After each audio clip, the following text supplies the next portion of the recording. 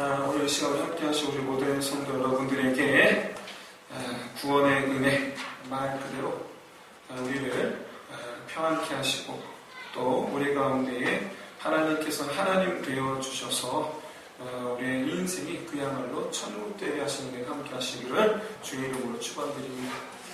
제가 어렸을 때 30년 전이죠. 제가 어렸을 때만 해도 저희 동네에서는 그랬어요. 저희 동네에서는 부흥회를 하면 근처에 있는 교회들이 다 왔었어요. 근처에 있는 교회. 그때만 해도 이 우리나라에 초대형 교회가 지금처럼 몇만 명 되는 교회가 하나도 없었어요. 없었어요. 한 200명, 300명 이러면 그때 당시로는 큰 교회였어요. 그때 당시는.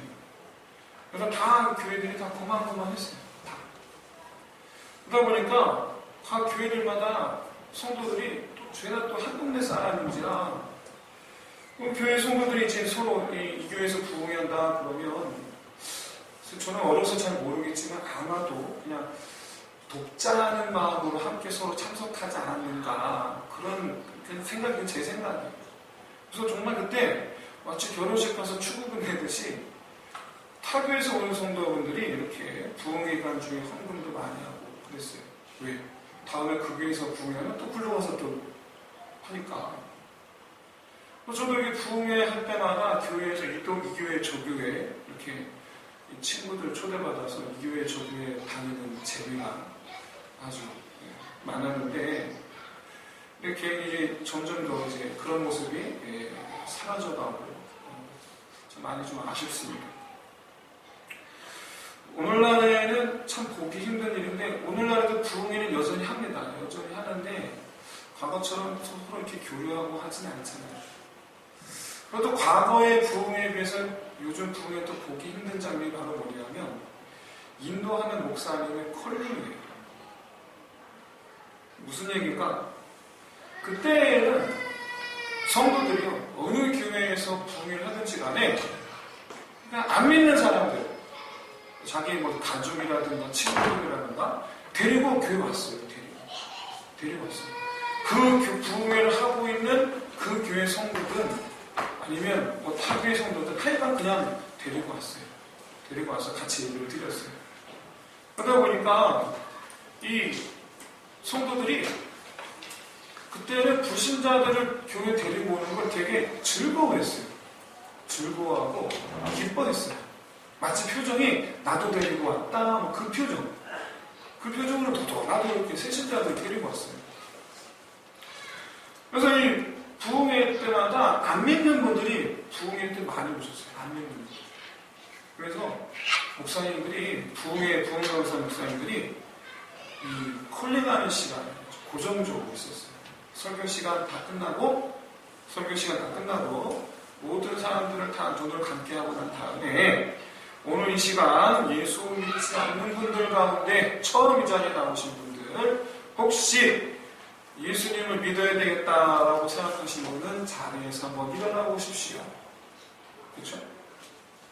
근데 놀랍게도 안 일어날 것 같은데 일어나는 분들이 계세요. 안 일어날 것 같은데 일어나는 분들이 계세요. 참 희한해요. 그런 분들은 오시더라고요. 그 다음 주 되면 오세요.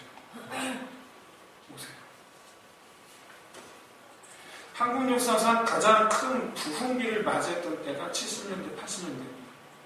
70년대, 80년대. 저는 70년대생이라 그 이전은 잘 모르겠습니다만 저 초등학교 다닐 때만 해도요 정말 교회에서 여름 성경학교 한다 그러면 이 국민학교죠. 그때 국민학교 앞에 전사님들 모셔서 애들은 그 애들이 줄 맞춰서 다 교회에 우르르 몰려다녔다. 기억이 나요. 저도 그래서 어릴 때 잠깐 한번 갔던 적이 기억이 나요. 이 7, 80년대에 이 교회가, 한국교회가 아주 폭발적으로 부흥하기 시작합니다. 2000년대 초반에 이 기독교인들이 몇 명인가 세봤어요. 그랬더니 그때 당시만 해도 1200만. 이게 다 7, 80년대, 80년대 부흥의 그런 결실이 아닌가. 그리고 그 부흥을 7, 80년대 부흥을 이끌었던 주요한 것 중에 하나가 바로 그런 부흥회 같은 게 아니었나 저는 좀 그런 생각을 해보게 됩니다. 그래서 교회마다 그때가 2000년대 초반만 해도 이제 1200만을 넘어서 1500만을 가자 이런 어떤 그런 뭔가 희망찬 어떤 교회들마다 어떤 비전들이 있었는데 안타깝게도 2000년대를 기점으로 해서 교세가 크게 줄어들기 시작했습니다. 아시다시피 지금 현재 2015년 통계자료에 의하면 현재 나는 기독교다라고 대답한 인원이 965만 명이라고 합니다. 현재 965만 명인데 그 중에 교회를 출석하고 있는 사람 인원수는 아니에요. 그냥 답하게 그렇게 답한 것 뿐이에요. 1200만에서 이제 300만 명이 줄었어요. 이렇게 성도수가 급감하게 된 이유는 이미 다 아시다시피 여러 가지가 있습니다. 교회 안에 여러 가지 문제들, 교회 밖에 여러 가지 문제들, 시험거리들 있었죠. 사회적인 여러 가지 부정부패 이런 비리들에 안타깝게도 몇몇 기독교인 분들이 거기에 이제 결착되어 있었고 그게 또 대대적으로 뉴스 나니까 참 이 기독교의 인식이 아주 나빠지기 시작했어요. 안타까운 일이 안타까운. IMF를 맞아서 경제적으로 크게 타격을 받았는데 아이러니하게도 경제적인 어려움을 겪은 세대가 자녀 세대에게 소망을 품었는데 그 어떤 결과로 나타났느냐? 자녀 교육 열풍이 불기 시작했어요. 그래서 역설적으로 주일학교가 급감하기 시작합니다. 이건 제가 근거 없이 하는 얘기가 아니라 통계 자료를 보고 말씀드리는 거예요. IMF를 기점으로 주일학교가 급감하기 시작해요. 우리 부모님들이 자녀들의 교육에 아주 큰 열심을 내기 시작하면서 역설이죠. 시간 지나 그 세대가 지금의 청년 세대가 되어서 지금은 청년 세대가 참으로 아주 어려움을 맞이한 지금 현재 교회 모습을 우리가 지금 눈으로 보고 있습니다. 지금 우리 눈으로 보고 있어요. 지금 교회마다 청년들이 없어요. 그러면 자녀 세대의 신앙교육을 실패한 것도 문제지만은 사실은 근본적인 이 교세 급감의 원인은 바로 사회적인 또는 경제적인 또는 종교적 갈등 이런 여러 가지 이유로 인해서 부모 세대가 교회를 떠났기 때문입니다. 부모 세대가. 어찌됐든지 간에 이유 어찌됐든지 간에 우리가 한 가지 사실을 알 수가 있어요. 바로 뭐냐면 한때 하나님과 함께 했지만 하나님을 떠난 사람이 30년 사이에 4분의 1이 남았어요. 이게 뭘 의미하는 겁니까? 교회 다닌다고 해서 다 구원받는 게 아니라는 거예요. 교회 다닌다고 다 구원받는 게 아니에요. 그러면 지금 이제 900만 명 정도의 기독교인이 있습니다. 이들 가운데에 과연 몇 명이나 구원을 받을까? 라는 또 질문을 던질 수밖에 없습니다. 저는 지금 예수 믿으면 구원받습니다 라는 우리 전통의 기독교 전통의 구원론을 뒤집는 게 아니에요. 그러려고 하는 게 아니에요. 하지만 제 생각에 오늘날 우리가 올바른 신앙생활을 위해서 교회들과 성도들에게 던져야 할 질문들 가운데 가장 최우선 순위로 삼아야 될 것이 이게 아닌가. 과연 우리 가운데 얼마나 구원받겠느냐라는 질문. 과연 교회들에게 던져야 될 질문. 성도들에게 던져야 될 질문. 과연 우리 가운데 몇이나 구원받겠느냐. 오늘 본문에는 이 질문에 대한 예수님의 답이 있습니다. 예수님은 오늘 본문에서 유대인들에게 구원의 문으로 초대하는 말씀을 하고 있어요. 근데 가만히 보면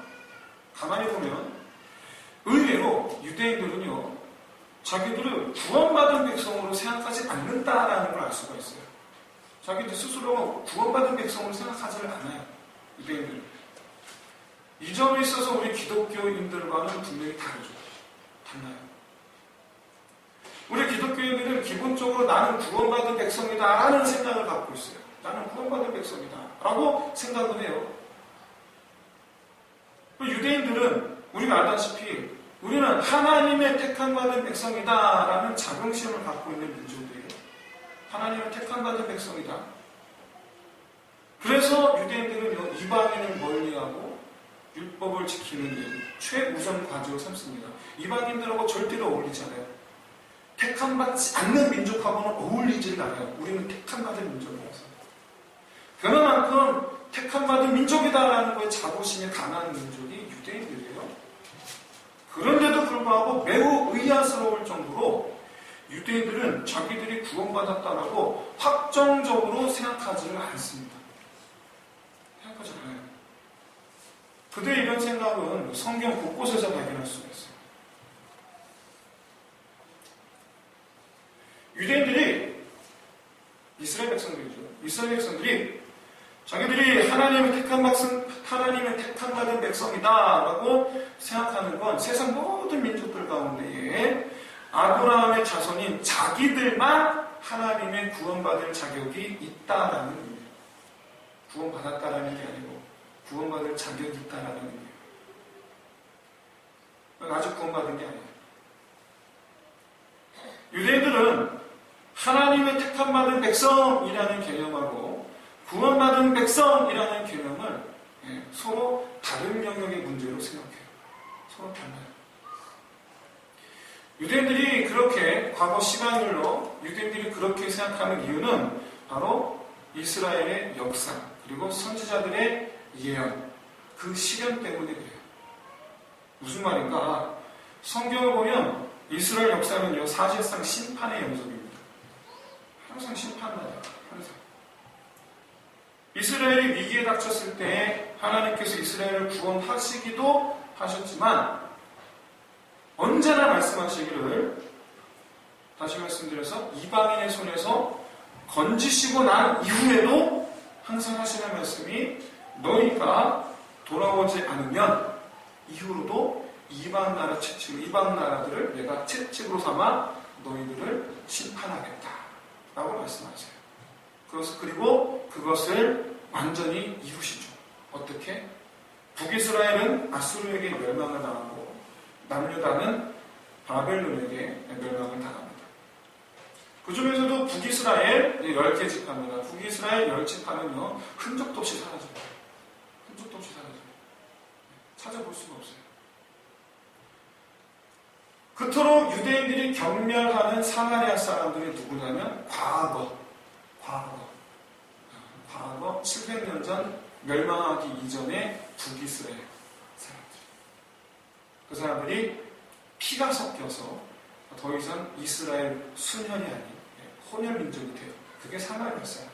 유대인들이 어떻게 보면 사마리아 사람들은 우리 같은 이스라엘 백성으로 봐도 되는데 그렇지 않아요. 멀리 해요. 북이스라엘 10개 지파가 흔적도 없이 사라져버립니다.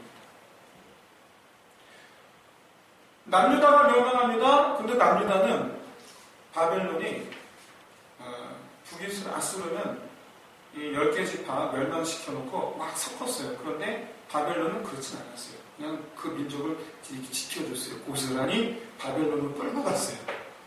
나중에 시간이 지나 그 민족이 다시 되돌아오죠. 그래서 유다 지파만 이 순혈을 지킬 수가 있게 돼요. 유다 지파.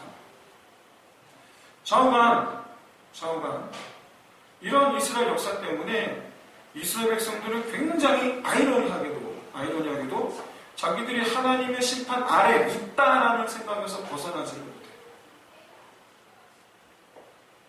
그럼에도 불구하고 그들은 항상 한켠에는 어떤 생각이냐면 결국 하나님께서 구원하실 백성은 모든 민족들 가운데 오직 우리 이스라엘밖에 없다. 예수님 시대에는 유다만 남았으니까 우리 유다밖에 없다 라고 생각하는 거예요. 그래서 택함받은 백성이다 라고 생각하는 그 유대인들 사이에서도요 구원받을 만한 믿음 생활을 하는 사람들이 있고 구원받을 자격이 없는 인생을 살아가는 사람들이 있고 그렇게 구분지어서 사람들을 바라봐요. 그 대표적인 사람들이 누굽니까? 바로 세리와 바리새인. 그리고 세리들은 유대인들이에요. 그럼에도 불구하고 저들은 심판받아 멸망할 자들. 그렇게 구분지어 생각해요. 어쩌면 이와 같은 이 이스라엘 백성들, 유다인들의 이 생각이 어떻게 보면 그들의 어떤 그 독특한 유대교 문화를 만든 게 아닌가. 그래서 그들은 어떻게 했냐면 구원받기 위해서 해야 할 행동을 정해놨어요. 구원받기 위해서 해야 할 행동. 그래서 그 해야 할 구원받기 위해 해야 할 행동을 하는 사람은 구원을 받을 것이고 안 하면 구원을 못 받을 것이고 하나님 백성인데 다 같은 유대인인데 이렇게 이분적으로 생각을 해요. 그렇기 때문에 오늘 본문에서 예수님께서 구원받으려면 어떤 행동을 하라고 말씀하는 것이 아니라 단지 구원받으려면 좁은 문으로 들어가라라고 말씀하는 것은 어떻게 보면 이 유대교에 대한 직접적인 도발이에요. 어쩌면 우리는 이 대목에서 좁은 문은 이스라엘이 말하는 구원받기 위해 해야 할 행동이지 않겠는가라고 생각할지도 모릅니다. 왜냐하면 참 지키는 게 어렵잖아요. 그러니까 좁은 문이라는 개념을 참 힘든 길, 왜 그렇게 우리가 생각할지도 모르겠어요. 실제 우리도 이제 경건한 삶, 거룩한 삶을 살기 위해서 우리가 이제 말씀을 지켜 행하며 또 이제 성경을 읽는 일, 성경 말씀을 읽는 일과 기도하는 일과 기타 등등 여러 가지 신앙생활을 하는 것에 대해서 어떤 분들은 상당히 어려움을 느끼거든요. 상당히 어려움을 느껴요. 혹시 이 가운데에 하루 성경 3장, 꼬박꼬박 3장 이상 읽으시는 분 계십니까? 할렐루야. 어려워요. 그러다 보니까 신앙생활 자체를 좁은 길이라고 그렇게 받아들이는지 모르겠어요. 그러나 예수님께서 말씀하시는 이 좁은 문의 의미가요, 경건하기 위해 힘써야 할 어떤 행동을 가리키는 것인가? 아니, 그렇지 않습니다. 예수님이 오늘 본문 속에 예수님 설명을 들으면 알 수가 있어요. 이 좁은 문은 결론부터 말씀드리면 예수님 자기 자신이에요. 결론부터 말씀드립니다. 좁은 문은 예수님 본인 자기 자신이에요. 오늘 본문에서 이를 밝히는 첫 번째 예수님의 설명. 좁은 문은 아무리 구하여도 들어갈 수가 없다라는 거예요. 아무리 구하여도 들어갈 수가 없어요. 여기서 구하다라는 의미가 바로 무슨 의미냐면 개인적인 어떤 노력을 의미하는데, 개인적 어떤 노력을 의미하는데 그 어떤 노력으로도 구원을 얻을 수가 없다라는 거예요. 제가 예전에 아주 유명한 가수이자 동시에 프로듀서인 한 사람이 뭐 방송에 나와서 자기 종교관에 대해서 간증하듯이 이렇게 자기 신앙을 소개한 적이 있었어요. 저도 그 사람 말 들으면서 그러니까 지금 저는 지금 본인을 믿는다는 얘기인가? 굉장히 좀 알쏭달쏭한 그런 간증하는 걸 들었는데 그의 얘기는 이래요. 저는 그 사람을 이렇게 보면서 기독교 구원이라는 것에 대해서 어떤 깊은 어떤 그런 영적인 목마름이 있구나. 그걸 알겠어요. 그런데 자기가 그 영적 목마름을 해결하기 위해서 이스라엘을 비롯한 여러 성지를 다니고 그리고 또 자기가 직접 여러 신학 관련 신학책들을 자기가 직접 읽어보기도 하고 여러 가지 자기가 이렇게 진리를 알기 위해서 노력했다라는 그의 그 이야기를 이렇게 들어보면서 저는 한 가지 안타까움을 느꼈어요. 왜냐하면 그런 노력들은 결국 구원을 가져다 주지 않아요. 신학책 한 번 읽어보지 않아도 충분히 구원을 받습니다. 신학책 여러분 몰라도 안 읽으셔도 구원 받아요. 놀랍게도요, 성경 한 번 안 읽어도 구원 받습니다. 성지순례 다녀오지 않아도 충분히 구원을 받고도 남는 게 있습니다. 단지 예수님만 만나면 됩니다.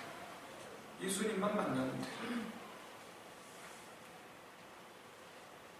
예수님께서 말씀하시는 좁은 문이 예수는 자기 자신을 가리키는 것이라는 것을 설명하는 두 번째, 바로 25절에서 잔치를 연 주인이 문을 닫은 후에 문을 두드리는 사람에게는 결코 그 문을 열어주지 않는다라는 사실입니다. 여기 여러분 이스라엘 사람들 관습이 밑에 그 배경으로 깔려 있어요. 바로 무슨 얘기냐면 이스라엘 보통 잔치를 열면 동네 사람들은 자동으로 참여해요. 동네 사람들. 왜냐하면 이스라엘의 문화는요, 한 동네는 한 가족이라는 개념을 갖고 있어요. 그래서 동네 사람 당연히 저는 그게 아니라 멀리서 오는 사람들. 그러니까 초대하는 거, 초대장을 보내요. 초대장을 보내는데 이때 초대를 받지 않은 사람은 잔치에 참석하지 않습니다. 참석하지 않아요. 이거는 이제 이스라엘 어떤 고유의 체면 문화 때문인데 굳이 시간상 설명하지 않겠습니다. 생략하고요. 어쨌든 이스라엘 사람들은 초대받지 않은 잔치에는 결코 참석하지 않습니다.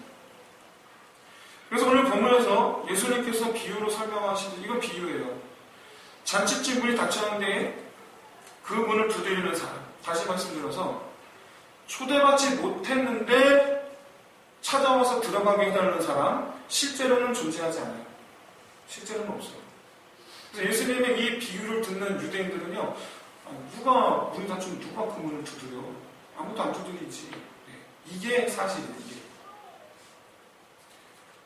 그래서 그들의 눈에 볼 때 유대인들의 예수님이 비유를 듣는 유대인들의 생각에는요, 문이 닫혔는데 그 문을 두드리는 사람은 굉장히 예의가 없고 사례분별 없는 사람이다라고 생각을 한다라는 사실이에요. 즉 유대인들은 그 초대받지 못한 거에 대해서 초대받지 못한 사람이 자기들 다시 자기도 들어가게 해달라고 이렇게 청할 그런 권리나 혹은 요청할 자격이 없다라는 것들이에요. 무엇보다 여기서 우리가 주의해서 주목해봐야 될 점은 초대 손님을 정하는 건 주인 마음대로라는 거예요. 주인 뜻대로. 이 이야기를 듣는 유대인들 역시 그게 당연하지라고 받아들이고 당연하지. 초대하는 사람 마음이지. 따라서 유대인들에게 던지는, 우리에게 던지는 게 아니라 지금 유대인들에게 던지는 예수님 말씀에 담긴 의미가 바로 뭐냐면 천국잔치에 초대받는 것이 초대받는 그 자체가 얼마나 중요하냐는 거예요. 초대받는 그 자체가 얼마나 중요해요. 초대받지 못하면 들어가지 못하는데 그 명단을 정하는 것은 주인 뜻대로가 아니냐. 주인 뜻대로, 너희가 알다시피 주인 뜻대로가 아니냐. 그러면 주인을 초대한 사람은 어떤 사람이냐? 바로 좁은 문을 통과하는 사람이라는 거예요. 주인이 초대한 사람은 좁은 문을 통과하는 사람이다. 그리고 이 좁은 문은 예수님이시죠. 예수님께서 말씀하시는 좁은 문, 자기 자신을 가리켜 내가 좁은 문이다 라고 설명하는 세 번째, 26, 27절에 이 세상에서 주와 함께하였어도 구원을 받을 수가 없다라는 말씀. 사복음서를 보면 수많은 사람들이 예수 제자 되기를 청하면서 예수님을 쫓아다녔습니다. 더불어 오늘 본문 다음 구절인데 31절을 보시면 어떤 바리새인들이 헤롯이 예수님의 생명을 위협한다고 자리를 피하고 아주 걱정스럽게 예수님을 걱정스럽게 바라보는 바리새인들이 있었어요. 그러니까 바리새인들 가운데서도요 예수님의 제자들이 있었어요. 모든 바리새인들이 예수님 적대시하는 게 아니에요. 바리새인들 가운데서 예수님 편에 선 사람, 여러분 예수님에게 무덤을 내준 사람이 누굽니까? 바리새인이에요. 예수님에게 무덤을 내준 사람. 좌우간 이렇게 많은 사람들이 예수님을 쫓아다녔어요. 그런데 그렇게 예수님과 교제를 하기도 하고 예수님으로부터 가르침을 받기도 하고 했지만 그렇게 예수님을 쫓아다녔어도 악을 행하는 사람은 좁은 문에 들어올 수가 없다라고 말씀하고 있어요. 이 세 번째 말씀이야말로 오늘 현대 우리 교회 성도들에게 가장 직접적으로 말씀하시는 내용이 아닐까라는 생각을 합니다. 교회를 아무리 다녀도, 성경 공부 아무리 열심히 해도, 교회 각종 행사 아무리 열심히 참석해도 삶에서 아무런 변화가 없다면 구원 얻을 수가 없어요. 좁은 문에 들어간다는 것은 예수님의 생각과 예수님의 마음에, 예수님의 행동에 동참해야 한다는 뜻입니다. 그 문에 들어간다는 것은, 그 문에 들어간다는 것은 그 문 안에 적용되는 법칙을 내가 따르겠다는 거예요. 그 문 안에서 일어나는 일이 내 일이 되게 하겠다는 거예요. 학생이 학교에 오면 학교의 법에 따라야 되죠. 학교 문을 들어서는 순간 학생이어야 합니다. 근데 학교에 들어가는데 학생으로서 하지 않으면 나가야 돼요. 당연한 거예요. 굉장히 당연한 거예요. 여러분, 좁은 문 대신 예수님 안에 들어간다는 건 바로 예수 닮겠다는 거예요. 예수 닮겠다. 예수님의 뜻에 동참하겠다라는 거예요. 예수님을 위한 삶이 되는 것이고, 여러분, 그렇게 산 사람들이 바로 28절에서 말씀하는 선지자들이에요. 그들은요, 예수님의 뜻을 실현하기 위해서 자기 인생을 던진 사람들이에요. 예수님을 위한 인생을 산 사람들.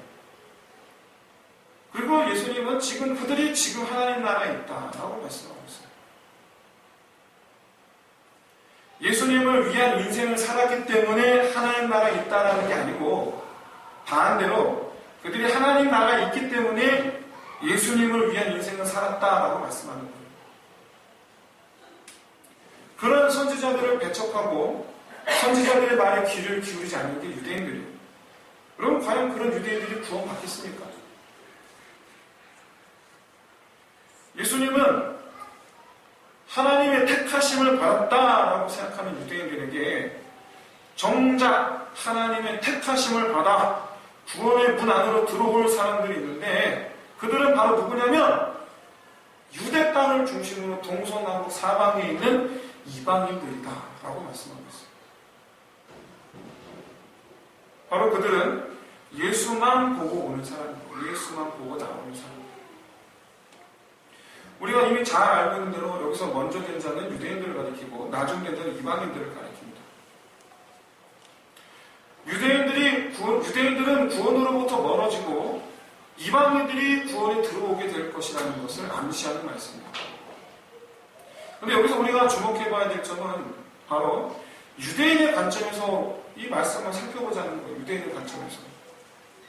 평소에 하나님을 택하신 백성이다라는 우월감을 갖고 있어요.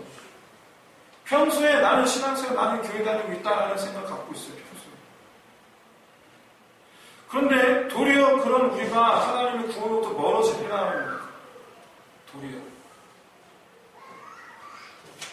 그리고 평소에 하나님과 관계없어 보였던 이들이 구원을 받게 될 것이다 라는 거예요. 그 이유가 뭐 때문이냐? 좁은 문 때문이에요. 그 이유가 좁은 문 때문에. 먼저 된 자는 계속 먼저 되고, 나중 된 자도 계속 나중 된 자도 먼저 되고, 모든 사람들이 다 그게 구원 얻으면 얼마나 좋겠습니까? 결과적으로 유대인들은 나중에 예수님을 십자가에 못 박아버립니다. 결과적으로. 그 문에 들어가는 것이 아니고 자기들 손으로 그 문을 닫아버렸습니다. 사랑하는 성도 여러분, 현재 저는 지금 오늘 말씀을 나누는 게 앞서서 과연 오늘날 현대 교회에 900만 명이라고 알려진 우리 기독교인들 가운데에 과연 얼마나 구원을 받을 수 있을까라는 질문을 제가 드렸습니다. 나로 말미암지 않고는 아버지께로 올 자가 없느니라. 예수님에게 초점을 맞추는 그런 신앙생활에 대해 언제부턴가 우리는요, 이렇게 습관을 따라갑니다. 저 유대인들처럼 습관을 따르고요. 언제부턴가 신앙생활 하는 데 있어서 초점을 잃어버린 신앙생활을 하고 있어요. 우리의 초점은 오직 예수예요. 주일학교 교사 일 때문에 교회에 나오는 건 아니죠. 성가대 때문에 교회 나오는 건 아니죠. 찬양팀 때문에 교회 나오는 건 아니죠. 내가 예수 때문에 하는 거죠. 예수님 때문에. 여러분, 나로 말미암지 않고는 누구도 아버지께로 올 자가 없다라는 이 말씀은 우리가 신앙생활을 시작할 수 있었던 말씀이지만 동시에 계속해서 우리가 신앙생활하는 목표여야 돼요. 여러분, 예수 그 이름만이 구원인 줄로 믿습니다. 예수 그 이름만. 그래서 그 이름만으로 살아야 되는 거예요. 그 이름만.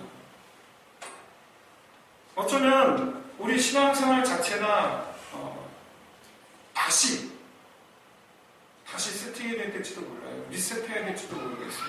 아니, 해야 할 것 같아요. 저는 오늘 설교 제목을 놓고 사실 좀 고민을 했는데 고민했던 또 다른 제목이 바로 뭐냐면 예수로 리셋하라 라는 제목을 놓고 좀 고민을 했었어요. 예수로 리셋하라. 그러면 우리는 어느새 우리 신앙생활이 예수 없는 그런 신앙생활을 하고 있는 게 아닌가. 그래서 지금 우리는 예수로부터 얼마만큼 멀어져 있는가. 다시 한번 여러분 점검해 보시기를 바랍니다. 주일 성수 열심히 한다고 여러분 무슨 소용이 있겠어요? 주일 성수 어쨌든 주일은 지켜야지. 무슨 소용이 있겠어요? 아무 소용이 없어요. 안식일 철저하게 지킨다 한들 구원이 없어요. 주일 성수 열심히 한다고 해서 아무 소용이 없어요. 유대인들처럼 교회 일에 아무리 열심히 해도 여러분 예수 아니면 아무 소용이 없어요. 예수 아니면 소용이 없어요. 내가 이 교회를 위해서 한 게 얼마나 많은데 구원 없어요. 구원 없어요. 목사, 장로, 권사, 집사 무슨 소용이 있습니까? 아무 소용 없어요. 예수 떠나 있으면 아무 소용이 없어요. 목사라는 타이틀 갖고 좁은 문에 들어가 있어야지. 그렇죠? 목사라는 타이틀 갖고서 넓은 문에 가 있으면 그게 구원이 되겠습니까? 아무 소용이 없어요. 정말 참으로 우리는요, 지금 시간 우리는요, 내 지금 위치, 내 포지션이 어디인지를 여러분 잘 살피셔야 돼요. 저는 불신자에게 드리는 말씀이 아니에요. 믿는 분들에게 말씀을 드리는 거예요. 믿는 분들에게. 나는 지금 어디에 서 있습니까? 여러분, 예수를 위한 열심으로 내 신앙생활이요, 내 신앙생활이요, 나를 위한 신앙생활이 열심이면 안 됩니다. 예수를 위한 신앙생활이 열심으로 바뀌어야 돼요. 완전히 바뀌어야 돼요. 리셋해야 돼요. 예수를 위한 열심으로 우리가 교회를 나오는 것이고, 예수를 위한 열심으로 예배를 드리는 거예요. 과거 저의 부모님 세대는 예수를 위해서 눈밭을 마다하고 그렇게 새벽 예배를 다니셨어요. 눈밭을 마다. 예수를 위해서. 예수를 향한 인생, 예수를 위한 열심. 사랑하는 성도 여러분, 예수님께서 자기를 가리켜서 굳이 좁은 문이라고 칭한 이유를 여러분 가만히 생각해 보십시오. 그냥 넓은 문이라고 하시지. 왜 좁은 문이라고 하셨을까, 자기를? 그건 여러분 두 가지 측면에서 생각해 볼 수 있습니다. 첫 번째는 사람들이 외면한다는 거예요. 둘째는 많이 못 들어간다는 거예요.